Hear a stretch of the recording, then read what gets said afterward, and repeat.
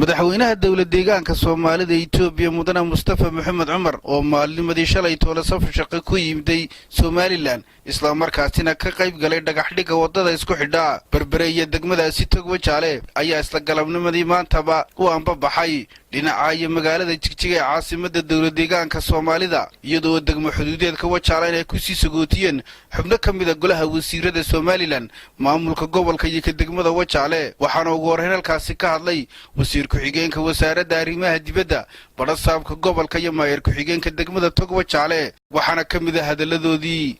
iyo madaxda iyo mas'uuliyiinta ugu sareysay gobolka Gabiley iyo degmada Togwa Jaale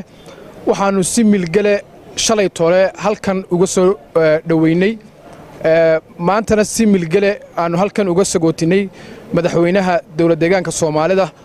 aynu walaalaha nahay Mustafa Maxamed Cumar Mustafa Maxamed Cagjar oo wafti uu hogaaminayo oo wasiiro dawladda deegaanka Soomaalida ay ku jireen ugu yimid inuu ka qayb galo xafladda dhagaxdhiga muxuu ahaayay Berbera corridor ama wadada isku xidha Berbere iyo Wajaale oo ahayd mashruuc taariikhi ah oo istiraatiiji ah oo Somaliland madaxweynaheedu uu dhagax dhigay maanta ayaanu halkan muxuu ahaayay si sharaf iyo milgale aan ugu sagootinay oo muxuu ahaayay bulsho iyo madax iyo mas'uuliyiinba si qiimo leh muxuu ahaayay madaxweynihii dawladda deegaanka Soomaalida Mustafa Cagjar aynu halkan maanta muxuu ahaayay aan uga sagootinay farxad bay u tahay Somaliland iyo dadkeedaba in muxuu ahaayay xiriir aad u wanaagsan muxuu ahaa uu bilowmo guud ahaan dalka Itoobiya iyo jamhuuriyadda Somaliland iyo gaar ahaan labada wadan muxuu ahaa labada shacab ee Soomaalida ah ku dhaqan muxuu ahaayay Somaliland iyo dawladda deegaanka Soomaalida si sagootinayno waftiga balaaran ee aan horkacaynay madaxweynaha dawladda deegaanka Soomaalida Mustafa Maxamed Cumar oo runtii nagala qayb galay xafladii Berbera corridor madaxweynaha jamhuuriyadda Somaliland uu ku marti qaaday halkaana lagu dhagax dhigay labada madaxweyne runtii sharaf bay noo tahay inaan anaguna soo galbino oo aanu keenno magaalada Wajaale aad iyo aad baan u bogaadinaynaa safarka aan galbintahay aan soo galbinay madaxweynaha maamul deegaanka Soomaalida maanta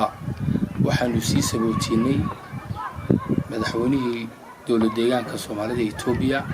Mustafa Cagjar oo shalay toole halkan aanu sii galbinay xagga caasimadda Hargeysa kana qayb galay mashruucii ballaadhnaa ee Berbera corridor oo dhagax dhigay madaxweynaha qaranka jamhuuriyadda Somaliland Muuse Biixi Cabdi imikana waxa weeye madaxweynaha ayaanu sii sagootinay aad iyo aad baan mahadcelinayaa farxad bayna noo tahay haddaanu nahay maamulkii Wajaale waxa weeye anagu waxaanu nahay albaabkii laga soo gelayay magaalo ganacsiyeedka degmada Togwa Jaale waxa weeye farxad ayay noo tahay in 3 jeer uu yimid magaalo ganacsiyeedka degmada Togwa Jaale madaxweynaha dawladda deegaanka Mustafa Cagjar Khadar Cabdi Cabdullaahi telefishinka caalamiga ee Som News TV degmo ganacsiyeedka Wajaale